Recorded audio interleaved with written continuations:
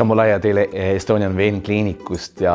mul on olnud väikene mure, nimelt siis veini laiend, mis on tegelikult muutunud juba justkui selliseks viinamarja kobraks, mis teeb natukene ka tulitavalt valu ja ma olen seda tulekut siia päris pikalt edasi lükanud. Õnneks on neil tõesti väga kaasaegsed materjalid ja op juba tehakse laseriga, mitte nagu vanasti lihtsalt kisti sult see veresoon välja ja siis ei saanud lennata, pidid olema töölt väga pikalt eemal. Nüüd on nõndaviisi, sa saad omal jalul lausa minema kõndida,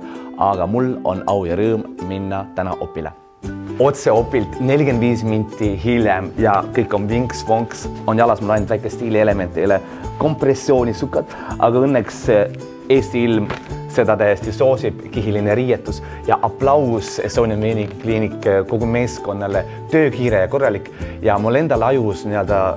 vasardas see, et äkki on valus, äkki läheb valesti miskit. Ei, doktor rääkis opi ajal kõik täpsed sammud ette ära ja